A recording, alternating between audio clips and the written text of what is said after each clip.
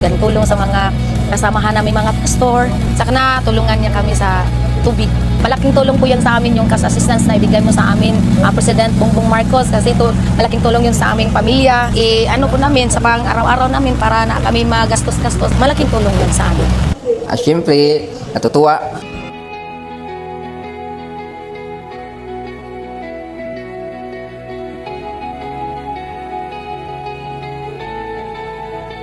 You are the shelter, you are the shield. Through every battle, your power revealed. Clothe him with courage, surround him with peace. Lead him with wisdom, your grace never ceases.